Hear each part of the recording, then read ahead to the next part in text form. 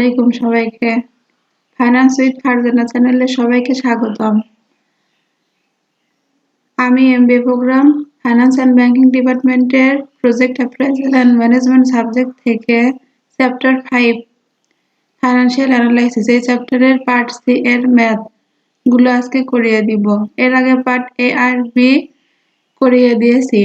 Part এ তে ছিল আমার ওয়ার্কিং ক্যাপিটালের ম্যাথ, আর পার্ট বি তে ছিল বিইপি অর্থাৎ ব্রেক ইভেন পয়েন্টের ম্যাথ, আর পার্ট সি ক্যাশ ম্যানেজমেন্ট।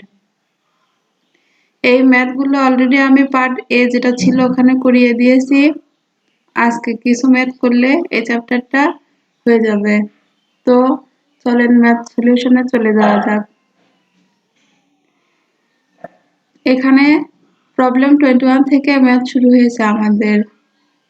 তো প্রবলেম 21টা করে দেখি। You are supplied with the following information. Inventories have an average age of 60 days. Account receivable collection period average 45 days. Accounts payable are paid payment period 30 days. এখানে আমাদের AAI average age of inventory এর মান দিয়ে দিয়েছে, ACP এর মান দেওয়া আছে, APP এর মান দেওয়া আছে। আমাদের ক্যালকুলেশন কি করতে বলছে দেখে নেই। Operating cycle, cash conversion cycle বের করতে বলছে। তো চলেন ম্যাথ সলিউশনে চলে যাওয়া যাক। ফার্স্টে দেখেন কি করছি, রিকোয়ার্ড এ অপারেটিং সাইকেল এর সূত্র কি ছিল আমার, OC is equal to AAI অর্থাৎ average age of inventory plus ACP average collection period. এটা আমাদের সূত্র ছিল। এখানে দেখেন কোশ্চেনে এভারেজ এজ অফ ইনভেন্টরি আছে 60 ডেজ আর এভারেজ কালেকশন পিরিয়ড আছে হচ্ছে 45 ডেজ। এই যে কালেকশন পিরিয়ড লেখা রয়েছে, এটা থেকে এই দুইটা এখন আমরা এখানে যোগ করে দিব। দেখেন 60 প্লাস 45 ক্যালকুলেশন করলে আসবে আমার 105 ডেজ। এটা আমার রিকোয়ার্ড এ। রিকোয়ার্ড বি কি বলছিল আবারও দেখে নেই, cash conversion cycle. Cash conversion cycle আমাদের বের করতে বলছে। এটা সূত্র আমাদের সিসিসি ইজ ইকুয়াল টু, এখানে দেখেন মূল সূত্রটা লিখে রেখে দিয়েছি, AAI plus ACP minus APP.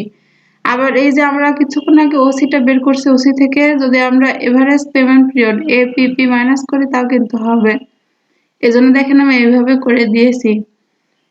তো আমাদের এভারেজ পেমেন্ট পিরিয়ডের মান কত ছিল দেখে আসি। এখানে দেখেন 30 ডেজ লেখা রয়েছে। এটাই আমরা এখানে নিয়ে আসে 150 থেকে 105 থেকে মাইনাস করছি। 105 মাইনাস 30 করলে আসবে আমার 75 ডেজ। এটা আমার রিকোয়ার্ড বি এর অ্যান্সার। এটা ছিল আমার প্রবলেম 21। প্রবলেম 22টা পড়ে দেখি কি বলছে। Your company's average collection period is 120 days. আমাদের এটা এভারেজ কালেকশন পিরিয়ড অর্থাৎ এসিপি এর মান। Accounts payable payment period is 90 days. এটা আমার এপিপি এর মান। and average age of inventories is 60 days. এটা AAI average age of inventories এর মান। রিকোয়ার্ড কি বের করতে বলছে, প্রেজেন্ট সিসিসি। এরপরে বলছে CCC is collection period reduce to 90 days. অর্থাৎ এখানে আমাদের average collection period ACP 90 days ধরে আবার করতে হবে। এখানে ছিল 120, পরে আমার রিকোয়ার্ড 2 তে করতে হবে 90 দিয়ে। পরে রিকোয়ার্ড 3 কি বলছে, CCC is average age of inventories increase to 70 days. অর্থাৎ আমাদের এভারেজ এজ অফ ইনভেন্টরিজ এর আগে ছিল 60, আমরা রিকোয়ার্ড 3 তে এসে 70 ধরে ম্যাথটা করে দেখব। এটা আমাদের এখানে বলা আছে। তো আমাদের চলেন ম্যাথ সলিউশনে চলে যাই। এখানে দেখেন রিকোয়ার্ড 1 দিয়ে লিখে নিয়েছি, CCC is equal to AAI plus ACP minus APP. First যেটা আছে আমার প্রেজেন্ট সিসিসি, এটা আমরা কোশ্চেনে যা মানগুলো আছে এই মানগুলো দিয়ে ম্যাথটা করে নিব। দেখেন 120, 90 আর 60 এই মানগুলো কিন্তু এখানে নিয়ে করছি। দেখেন যেটার মান তার নিচে বসিয়ে দিয়েছি এআই ছিল আমার 60 প্লাস 120 মাইনাস 90, ক্যালকুলেশন করলে আসবে আমার 90 ডেজ। এটা আমার ফার্স্ট রিকোয়ার্ড। সেকেন্ড রিকোয়ার্ডে কি বলছিল, CCC's collection period reduce to 90 days।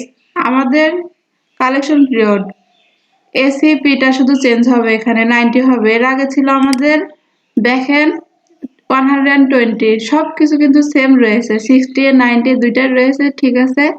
শুধু আমরা এসিপিটা 120 না দিয়ে 90 ডেজ 90 দিয়ে ক্যালকুলেশন করে নিয়েছি। ক্যালকুলেশন করলে আসবে আমার 60 ডেজ। আচ্ছা, এটা ছিল রিকোয়ার্ড 2। রিকোয়ার্ড 3 এর জন্য দেখি কোশ্চেনটা কি বলছিল। CCC is average age of inventories increased to 70 days। অর্থাৎ আমাদের এভারেজ এজ অফ ইনভেন্টরিজ এটা এখন চেঞ্জ আসবে। আগে 60 ছিল, এখন 70 দিয়ে করব। দেখেন তাই করছে, 70 প্লাস। এখন এখানে কিন্তু আমরা এখানে যে 90 লিখছি, এই 90টা কিন্তু এখানে লিখতে পারবো না, কারণ ওইটা আমাদের শুধুমাত্র রিকোয়ার্ড 2 এর জন্যই ছিল। আর রিকোয়ার্ড 3 এর জন্য আবার আমাদের কোশ্চেনের যে মানটা আছে ওই মানটাই কিন্তু নিতে হবে। এই জন্য দেখেন কি করছি, 70 প্লাস 120 মাইনাস 90, অর্থাৎ ফার্স্ট রিকোয়ার্ডের প্রেজেন্ট সিসিসি যেটা ছিল এই দুইটাই কিন্তু আমরা এখানে বসিয়ে দিয়েছি।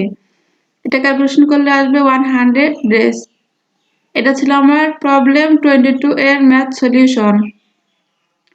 আচ্ছা, প্রবলেম 23টা পরে দেখি কি বলছে আমাদের।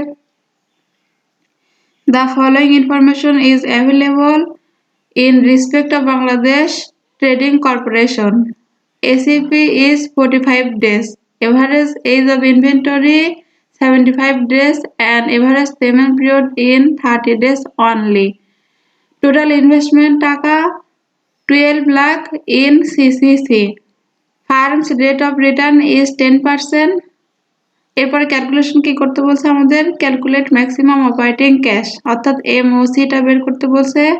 এরপরে কি বলছে দেখে নেই, ইফ এভারেজ ইনভেন্টরি এজ, এখানে উল্টো হয়েছে, এখানে আসবে if average age of inventory reduce by 15 days, how much the company can save.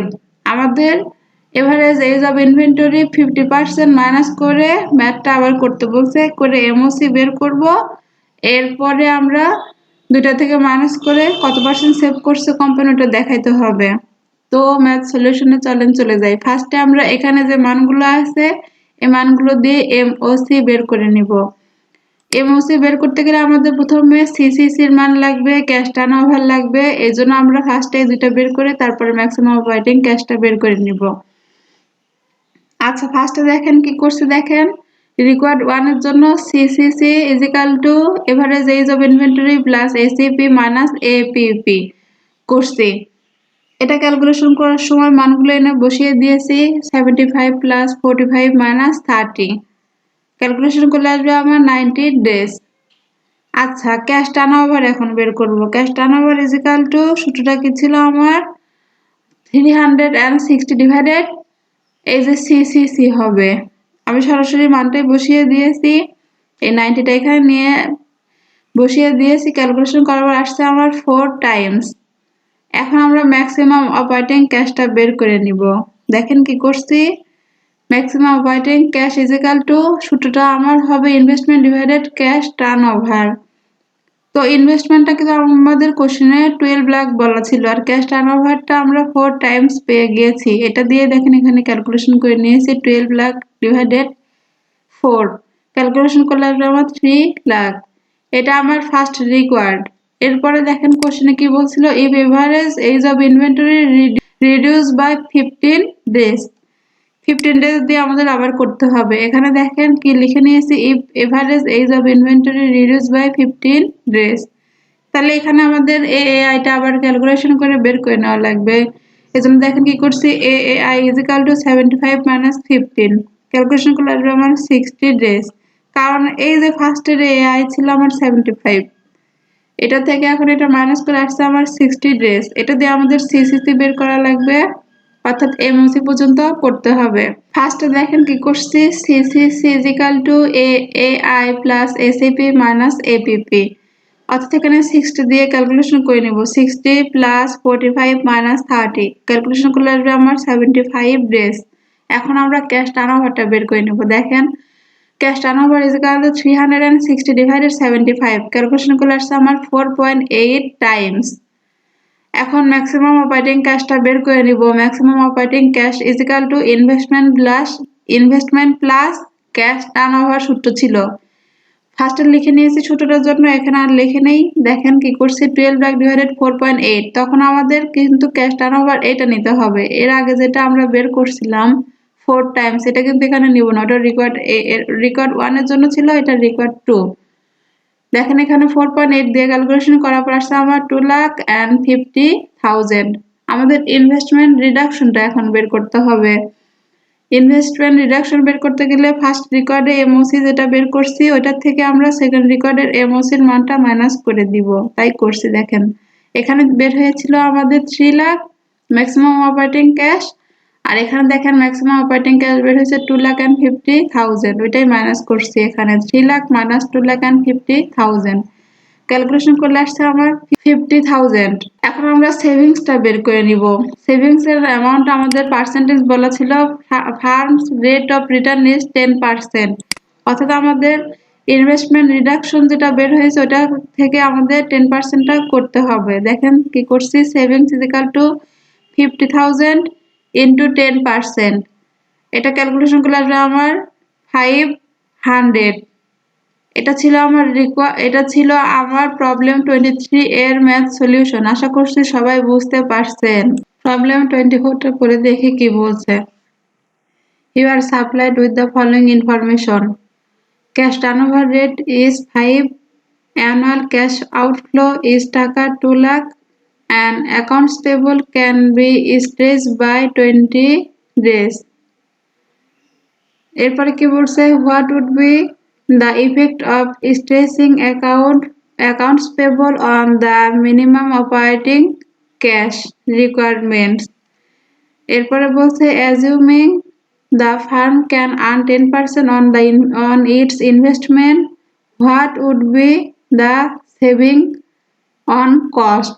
আমাদের এখানে প্রেজেন্ট এমওসি বের করতে হবে একবার স্ট্রেচ হয়েছে যেটা প্রপোজড প্ল্যানের জন্য আরেকবার করতে হবে, অর্থাৎ দুইটার জন্য দুইভাবে করতে হবে। তো চলেন ম্যাথ সলিউশনে চলে যাই। ফার্স্টে দেখেন প্রেজেন্টের ক্যাশ সাইকেল বের করে নিয়েছি, পরে প্রপোজড ডেটটা।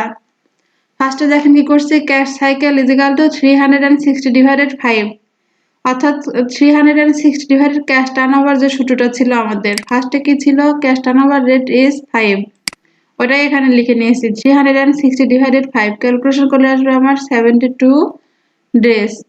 এরপরে দেখেন প্রপোজ ডেটটা কি করছি, ক্যাশ সাইকেল আমাদের যে 72 ডেজ ছিল এটা থেকে আমরা 20 মাইনাস করছি, কারণ আমাদের কোশ্চেনে দেখেন এখানে বলা ছিল accounts payable can be stretched by 20 days. এটাই আমরা এখানে করে নিয়েছি। 72 minus 20 is equal to 52 days. এখানে দেখেন লিখেও রেখে দিয়েছি কেন মাইনাস করছি। এখন ক্যাশ টার্নওভারটা বের করব। Cash turnover is equal two 360 divided এই যে 52টা দিব এখানে। ক্যালকুলেশন করলে আসছে আমার 6.92 টাইমস। এটা আমার ক্যাশ সাইকেল বের হইলো। এখন আমরা মিনিমাম অপারেটিং ক্যাশ বের করব। এখানে প্রেজেন্টেরটা দেখেন কি করছি, প্রেজেন্টের আমাদের আসছে কত 5 ছিল, আর এখানে আসছে 6.92, এই দুইটা দিয়েই করব। আর আমাদের ইনভেস্টমেন্টের টাকা ছিল 2 lakh, annual cash outflow is টাকা 2 লাখ। এই 2 লাখের উপরে আমাদের 5 দিয়ে একবার করতে হবে প্রেজেন্টেরটা, আর প্রপোজডেরটা 6.92 এটা দিয়ে করতে হবে। ফার্স্টে দেখেন কি করছি, MOC is equal to 2 lakh divided 5, calculation করলে আসছে আমার 40,000। প্রপোজডেরটা MOC is equal to 2 lakh divided 6.92, calculation করলে আসবে আমার 28,900। এটা আমার ফার্স্টের রেকর্ডটা হলো। এখন রেকর্ড বি এর জন্য দেখেন কি করছি, এখানে বলা ছিল আমাদের একবার প্রপোজডের জন্য আর একবার এই যে প্রেজেন্টেরটার জন্য করতে হবে, আর 10% ইনভেস্টমেন্ট এখন ক্যান সেভটা বের করতে হবে, অর্থাৎ এমওসিটা তো আমরা দুইটার বের করে নিয়েছি। এখন আমরা রিকোয়ার্ড টুতে আসে রিডাকশন অফ ইনভেস্টমেন্ট বের করব। এই যে 40,000 মাইনাস 28,900 ক্যালকুলেশন করে আসবে আমার 11,100।